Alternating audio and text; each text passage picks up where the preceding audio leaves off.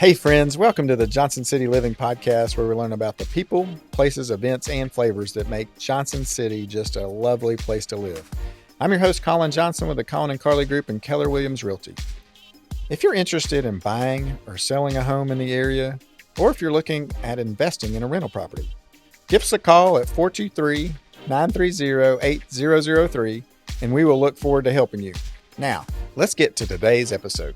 I am super excited for you guys to get to know Kate Palmer. She's our guest today on the podcast, and so welcome to the podcast, Kate. Thanks so much for having me. Have you ever done a podcast before? I have. I've done a couple. Awesome. Mm-hmm. Do you want to just run this one? Because you'll probably do a better job than I will. You know. So your business is Flourish Concierge Physical Therapy, right? Yes. And so I guess we could jump into that, but first things first. What do you love about Johnson City? I love that you really can't drive anywhere around Johnson City without seeing the mountains. And you see, I don't know, it's just such like a calming presence for me. I've gotten the opportunity to live quite a few different places, and whenever I live somewhere flat, I always, it always kind of bothers me. I can't look around and see the mountains. It's just such a nice, calming thing for me. Just having so much beauty of the outdoors here. Mm-hmm. I think the other thing I love about it is the community. Yeah.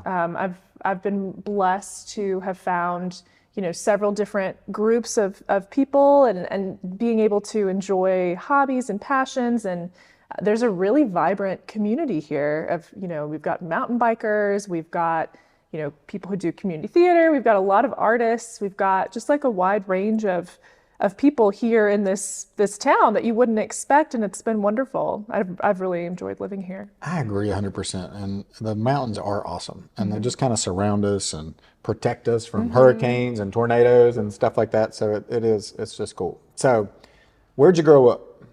I was born in Asheville, and my family moved around quite a bit. So we lived in Atlanta, Mississippi, St. Louis, and then came here. And I started Science Hill here, moved here when I started 8th grade. And then my family has stayed ever since. I left to go to college, went to UT. Go Vols. Go Vols. I got one at UT. Hey, Cam. He's down there. Study hard, buddy. And and then I graduated from there too. So. Oh, nice. Yeah. Yeah, not Go too Vols. far away. Go Vols. No. And then I went to UT Chattanooga to get my doctorate in physical therapy. Awesome. And then I moved to the Raleigh area and lived there for 3 years practicing physical therapy. I worked for UNC, and that's where I got some of my more specialized training in women's health. Yeah. And then when the pandemic hit, I really kind of missed home. I felt like I missed the community and the kind of smaller town feel. I was living in Durham, which is a much bigger town, and it just didn't feel so homey to me. And so I moved back, and I've been really happy to be back. It's been a great experience. So I moved back December 2021. Okay. Not too long ago. Yeah. 4 years. That's awesome. So how did you get into, did you always want to be a physical therapist? How did you go down that route? I was a born and raised ballet dancer. That was my one true passion. I love ballet. Even the toe shoes? Absolutely. Oh, man, I don't know how you guys do it. With pain. Yeah, that's why I'm like, I don't know how you do it. Lots of taped toes. Maybe that's where the PT came from. You're like, I got to straighten out these toes somehow. That's exactly where it came from. I got injured a lot. And my uncle is a physical therapist, and he owns his own practice in Richmond, Virginia. Cool. And I would get injured, and I'd go up and see him, and he'd help me. And then I'd go back to dancing, and then I get injured again, and then I go see him again. But it was just... I like that you're in ballet too, so you can see him frequently. Oh yeah, he taught me so much too. I just really enjoyed the experience of, it sounds strange, but the injuries were not fun, but the experience of going through PT and getting to just, go to a gym and try different exercises and see what things felt better, and understanding your own body mechanics was really fascinating to me. So then when I went to college, I really enjoyed all the, anatomy classes and physics and the things that kind of led me up to doing physical therapy. I was like, this just feels like something I'm really interested in. Give us a little bit of an overview of what physical therapy is. Honestly, I'd heard of physical therapy. I've now gone to a physical therapist for about 35 times, and he's helping me out a ton with my back and psoas stuff. And so But before that, I have friends who are PT guys and just never sat down and said exactly what is your discipline and kind of what do you know about the body? And so talk about Yeah. PT for the people who are like me, who are like, I've heard of PT or physical therapy, don't know much about it. So physical therapy is a branch that created itself during World War II.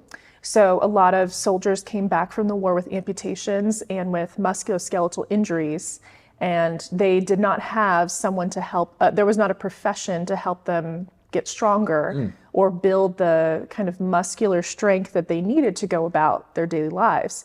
So PT was created right around that time, specifically to help veterans and other people who were going through injuries.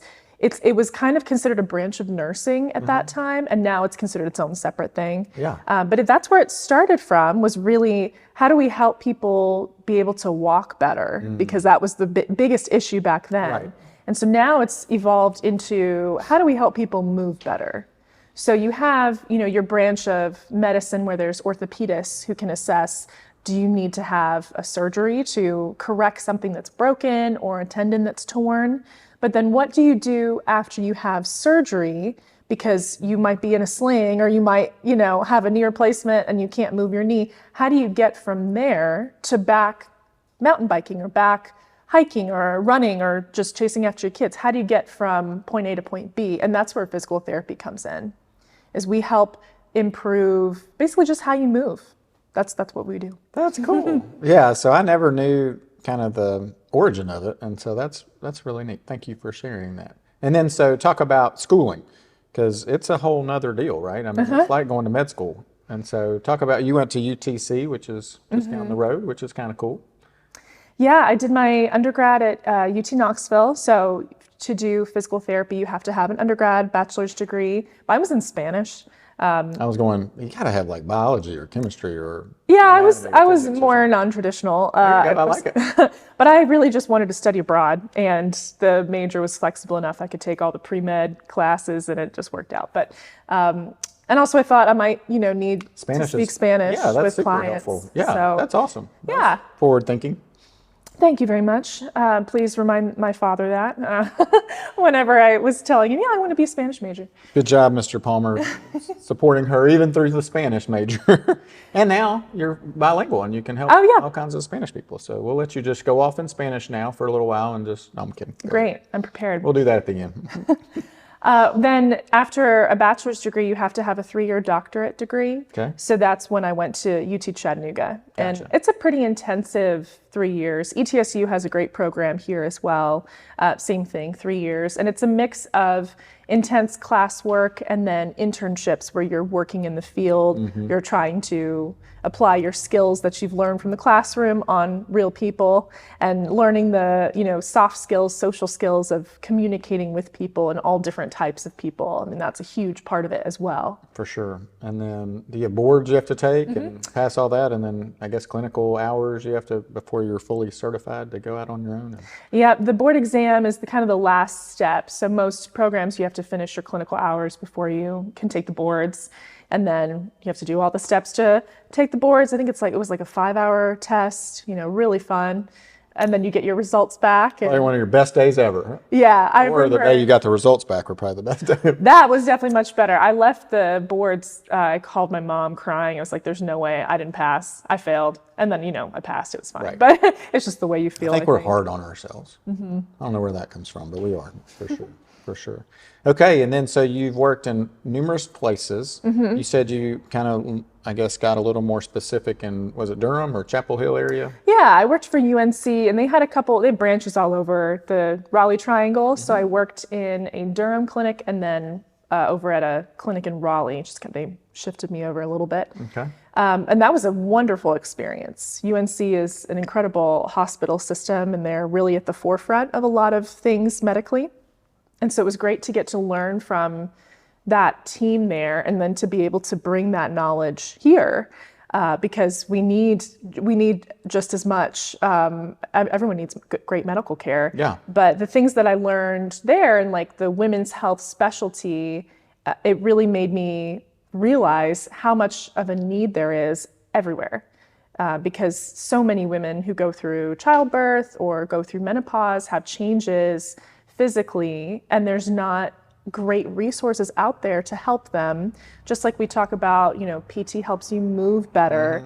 There's other things that happen, when you're pregnant or postpartum, where you're not moving better, and you need a specialist who can help you get back to where you want to be. Yeah. Well, let's talk about that a little bit, because, Mitch and I haven't given birth, and so we we don't know, what all goes on in the body. So let's say, my wife has done that for sure, and so let's talk about that. Let's talk about what happens to your body when you, and where you would come in afterwards. And for people who are listening who like, you know what?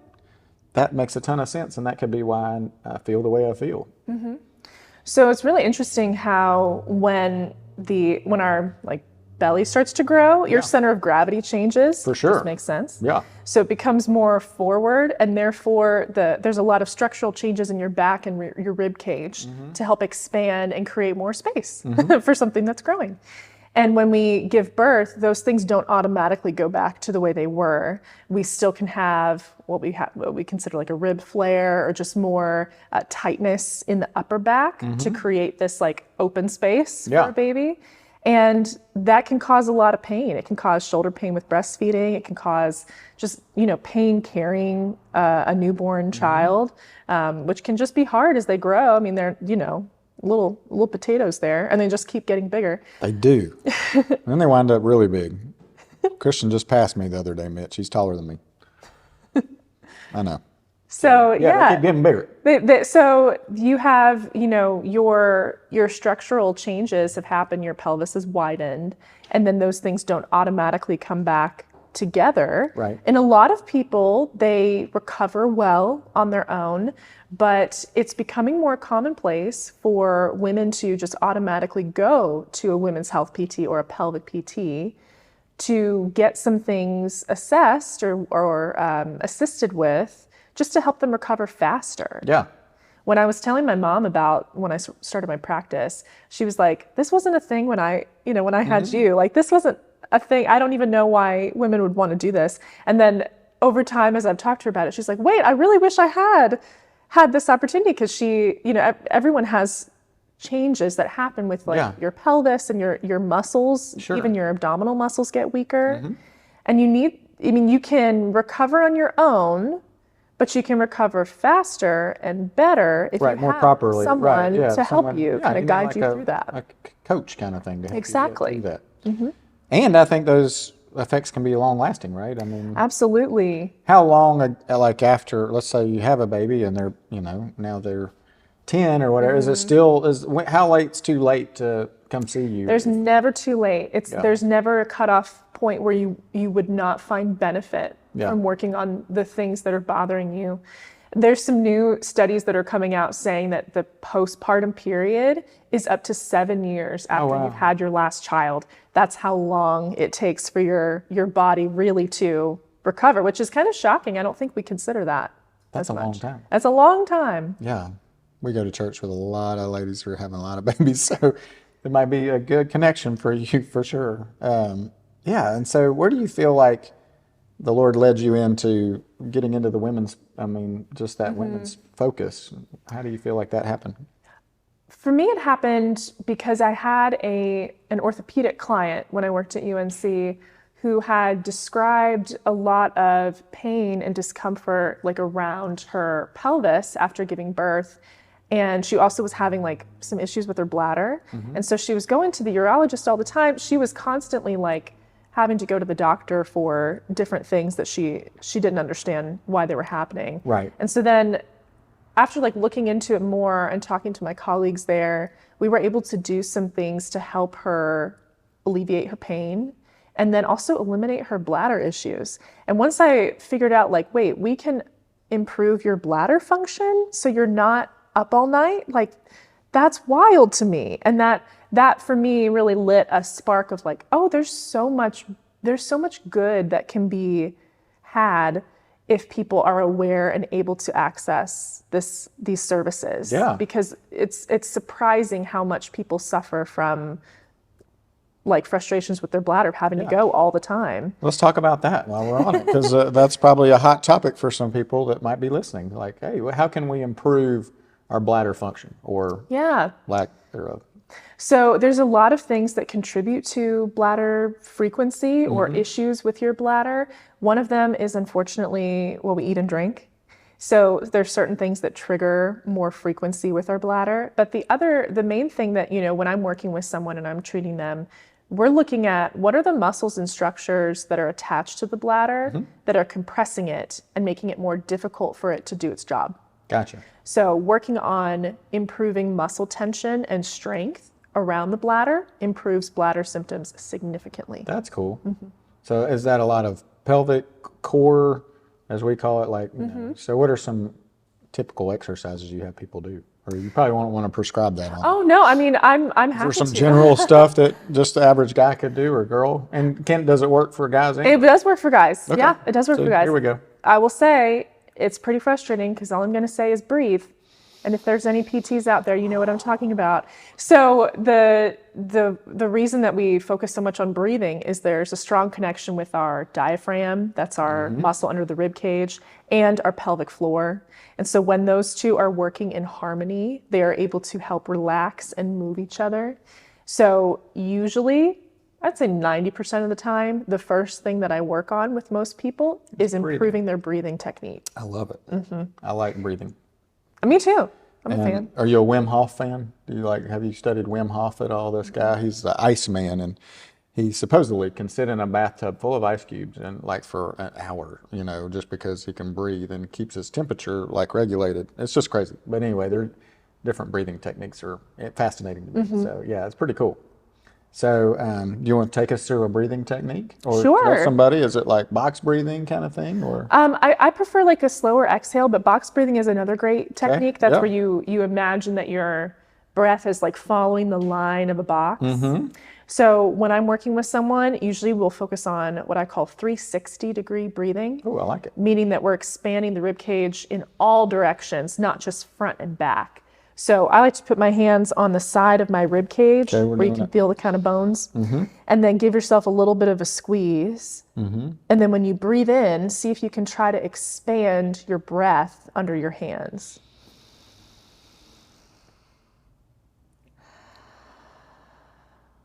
How'd it go? Yeah, I saw it. It looks good. Yeah, I think we don't think about breathing.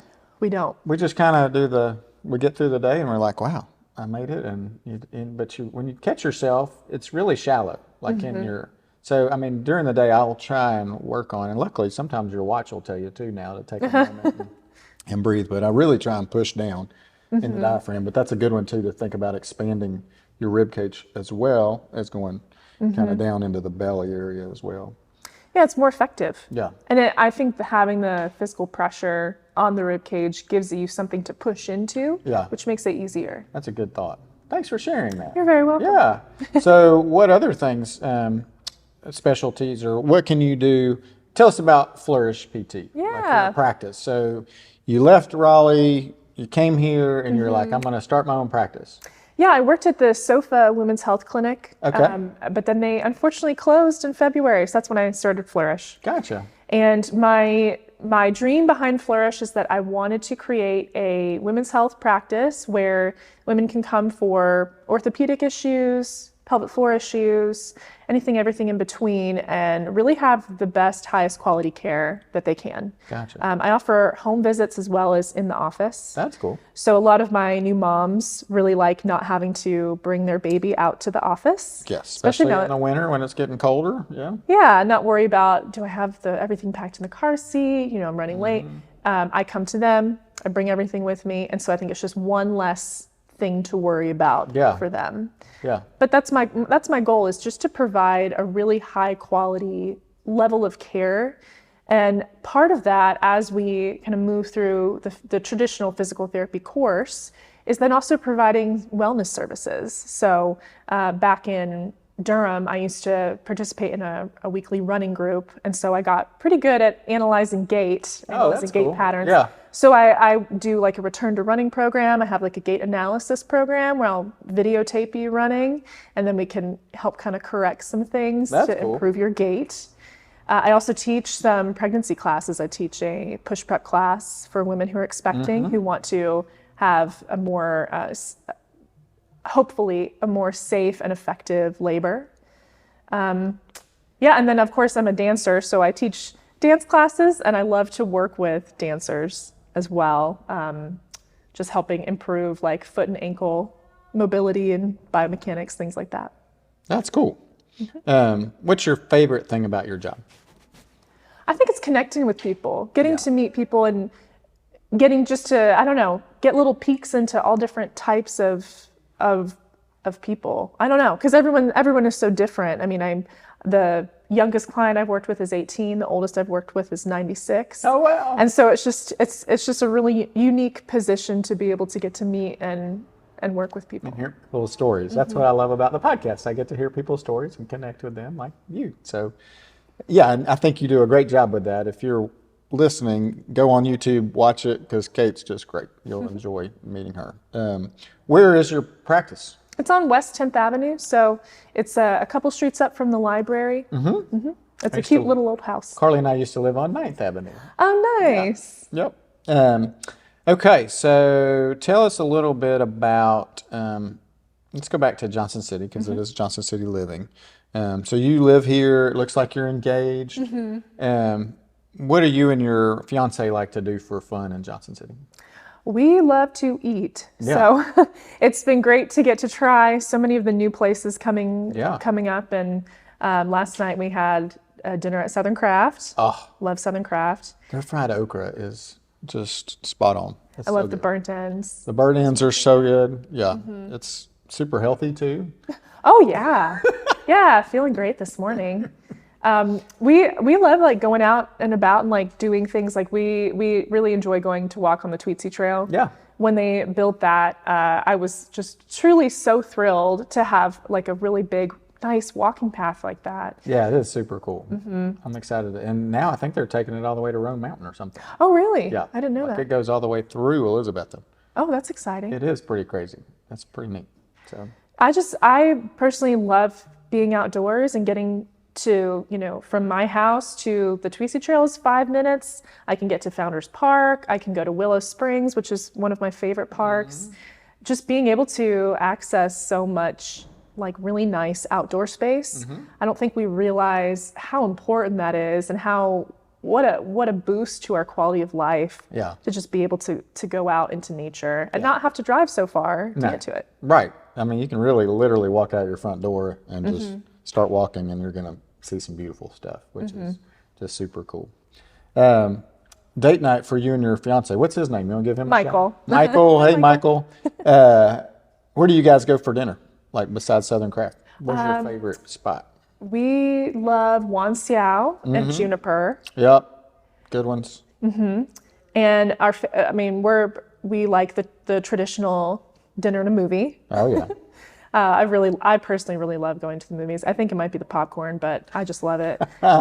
We do have a great movie theater here. We do. Like a lot of places you don't have one, and we now have the reclining chairs that heat and recline, which is so nice.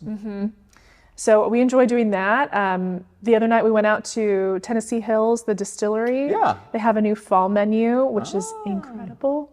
I had some family come into town a couple weeks ago, and they are whiskey snobs, I would say, and they were blown away. Oh, I was so proud. I was like, please come try. I know you're gonna like it. Is it SC Callahan's or something? They have their whiskey's pretty good. Yeah. I need to get him on the podcast. So if you're listening, Mr. Tennessee Hills, I'd love to have you on, and bring some whiskey with you. So. What do you guys, do you play any sports or anything in the area too? I know we have a lot of people that are interested in like pickleball and golf and that kind of thing. Do you guys do any of that, or just mainly walk and hike? I'm more of a hiker.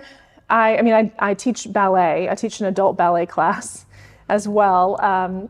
When do you have time for your when I'm supposed to be sleeping. There you go. All that time. Work him in there somewhere. Johnson City Arts Center, which used to be Trinity Arts Center. Yeah. I teach an adult ballet class there. That's cool. They have a couple adult classes, which is neat, and they have a great kids program. So tell us a little bit about teaching ballet to adults. I guess some people are like, I never fulfilled that dream of being a ballerina. I'm going to come see you and do that. Or no, I'm totally off. No, it's truly it's a wide range. Okay. A wide range. I have a couple people who have started in the past year, so this is a new activity for them. And then there's some people who have been doing gymnastics or cheerleading, so they have that kind of background, and this is not that far away from that, so they just enjoy doing it. And then I have some people who are just like hoping to get a good workout from it, and I will tell you, it is a workout. Is that kind of like the bar workout, the BA? Yeah. It's very similar. The nice thing about teaching adult ballet is that there's really not a lot of pressure, because none of us are doing it to be professionals. We're just doing it because we enjoy it. Yeah. So it's just fun, and that's my goal when I'm teaching the class. I have to remind myself that sometimes, but because I also, when I grew up taking ballet, I was used to having very strict teachers, as you would expect ballet teachers, and so sometimes I have to remind myself, oh yeah, this is just for fun.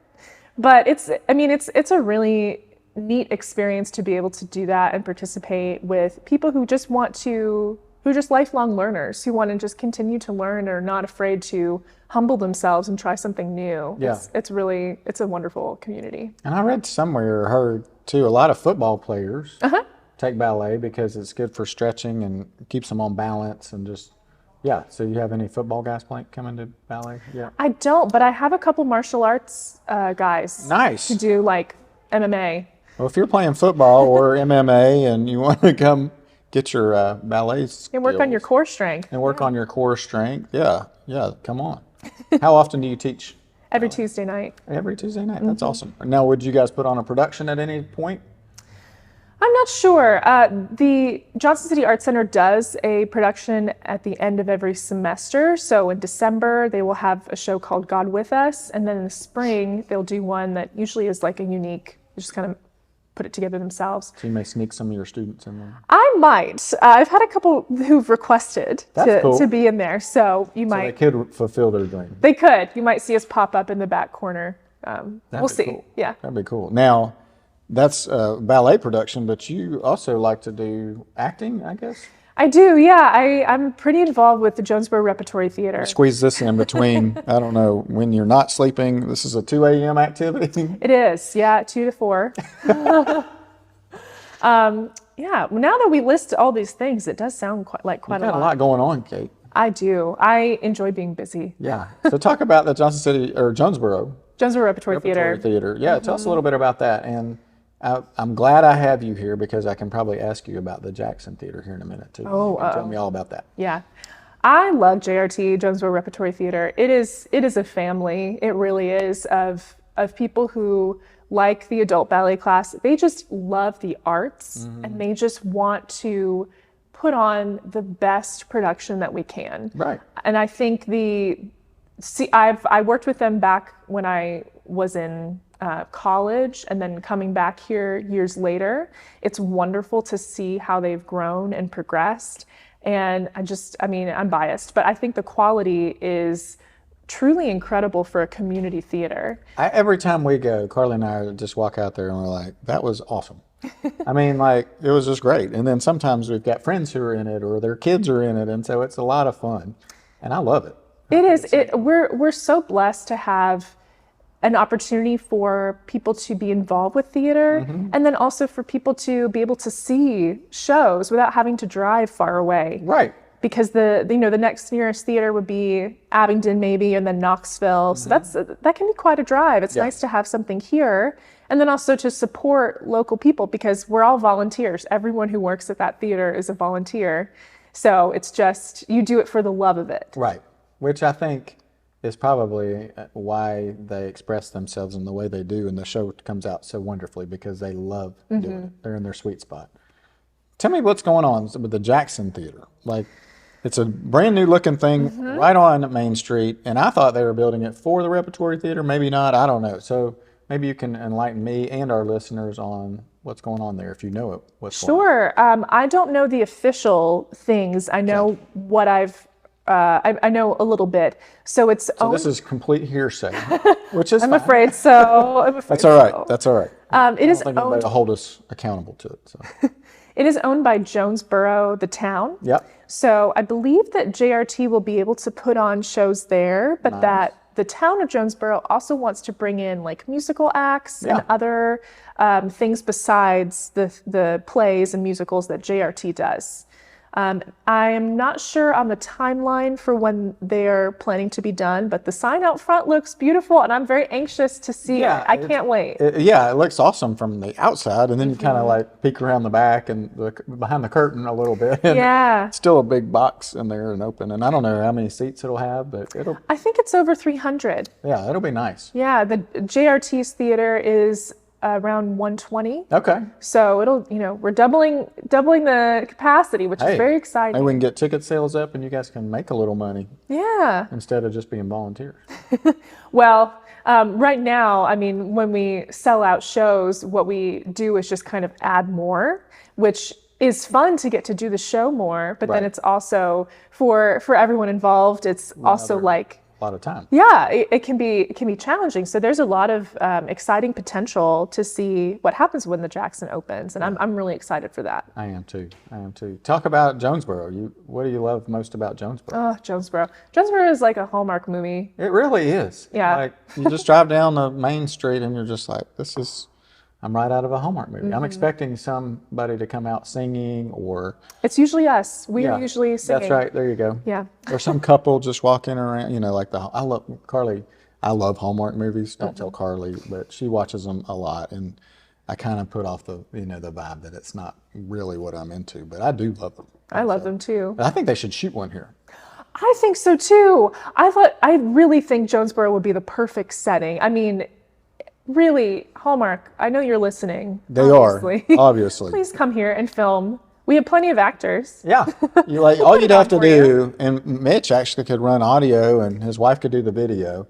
So all I have to do is basically just put it on the TV. There we go. We got it all for you. Yeah. Come on down. Yeah. And just give the JRT $1 million or something. Yeah. We would take that, I think. would think you would. Yeah. Yeah. So, okay.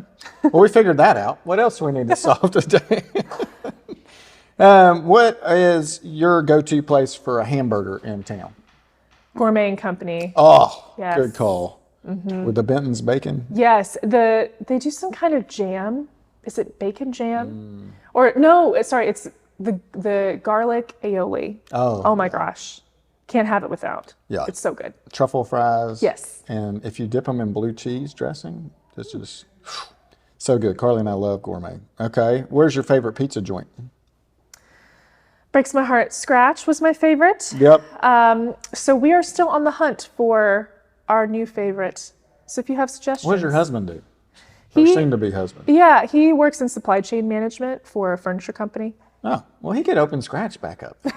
I mean, and run the thing, furniture deal on the side. Or just do he could figure it out. Okay, I'll let him know. It's sitting there. Or if you're like, hey, I don't have anything to do and I love pizza, please just go to the Scratch place and knock on the door and say, I will open this up for you, because I think there's a large contingency of people in town. We could even probably start a campaign, bring back Scratch. Yeah, back Scratch. probably. And so we can get it going. So yes. I'll let him know. So Scratch is not open. So tell me again your favorite pizza joint. We're still trying to find one. Okay. Cootie Brown's Pizza, you like those? I don't know that I've had Cootie Brown's pizza. That could be a game changer for you. I'll put it on the list. And then desserts. We don't talk much about desserts on our podcast. But I can tell you my dessert preferences. So let's go. I am a pastry person. Me too. I love a croissant, or chocolate croissant is my favorite. So love crumb. I love Lazy Lady Bakery. Yep. Yep. You're just knocking it out of the park. I will be out the door waiting for them to open in the morning to grab myself a little pastry sometimes. There you go. Also, the Corner Cup in Jonesboro is a cute little breakfast place too. They have great croissants as They well. got a great they make great coffee there. I love, that's another good thing. That's where the Hallmark people will come out of Corner Cup walking down. Holding their little cup of cocoa. Yes, and then there'll be some sort of dramatic event that they're going to have to solve. You know. Someone stole the Jonesboro Christmas tree, or the lights don't work or something. Right, or the town hall bell is broken and they've got to fix it. We'll figure it out. It's going to come together. It's going to come together. Okay, what fires you up? Like, what's like, hey, this, like, if I get to do this, or what's just your most passionate thing? And I've got some guesses, but there's quite a bit. I know, like you do a ton of stuff. I'm very passionate about quite a few things. Anytime that I get to talk about pelvic PT, I get excited because I just want people to know, because I think it's just an underutilized service. I agree as well. And so let's jump back into Flourish a little bit just before we wrap it up, because I want to promote Flourish in your business, because I think that is a need in the area for sure. Talk about symptoms, like if some of our listeners now are like, I feel like this, and maybe that's why, you know, some of the things you can help alleviate. Yeah. Would that be a good topic or question? Absolutely. Okay. Absolutely. So even if you have not been pregnant or had a baby, you can still have pelvic floor dysfunction. There is a really strong correlation between having chronic low back pain and pelvic floor dysfunction. It's as high as 95% according to a 2018 study. Wild. So if you've had chronic low back pain and it's not been getting better, and you're wondering if maybe you want to have like something, your pelvic floor muscles addressed, try pelvic PT. Okay. Other things could be if you feel like you can't control your bladder well, or you feel like you're going too frequently and it's really irritating you or your friends or family, then there's tons of things we can do to help improve that. Other things could be if you have like pelvic pain, that could be pain that comes from like around your time of the month, or it could be all the time, or it could be when you walk or move, you feel more pain like through your very, very low back, that's where the pelvis attaches. Those are all signs and symptoms that you would benefit from pelvic PT. And if you're not sure, I'd be happy to, talk to anybody who's like, I'm not sure if that's what this is. Yeah. Feel free to give me a call, because I'd be happy to talk to you and be like, okay, maybe this is where you should go, or maybe we should try this avenue. Just if you're wondering, I'd be happy to. Gotcha. So how do our listeners connect with you to get like a consult? Yep. So I have a website, flourishconciergept.com. I'm also on Facebook and Instagram, Flourish Concierge PT. You can call me directly. My phone number is 423-845-5845. It's on my website as well. Nice.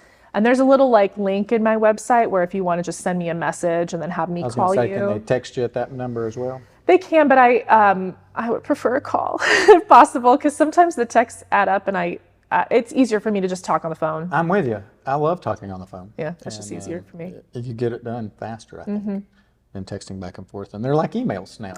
I look back, like after this, I'll have 50 texts I've got to respond to, and you're like, good grief.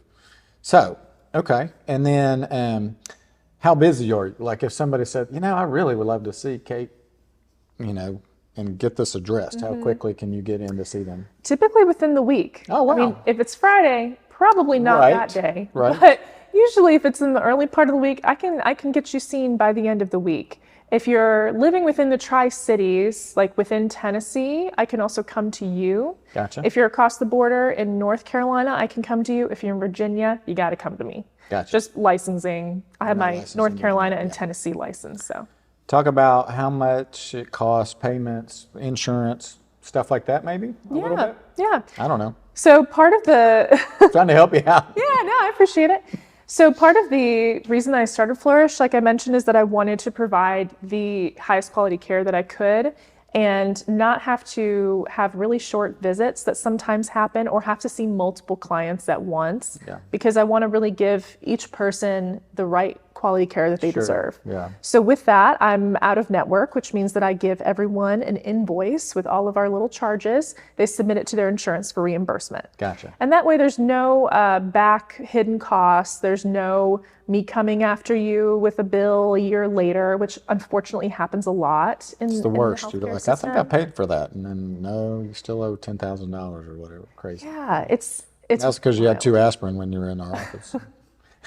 Yeah, that's not how I want to be. I just No, want to be, nobody wants to be like that. no, I just want to be direct and upfront. You know what you're paying, and we're comfortable with that. And that way you get the best quality care that you want, and you're kind of in control. It gives the clients more control, I think, than having to go somewhere where they're not sure if they can see the same provider every time. They're not sure if they're going to be the only client. Probably not. Right. So that's why I set up my business the way I did, and why I offer mobile visits. Nice.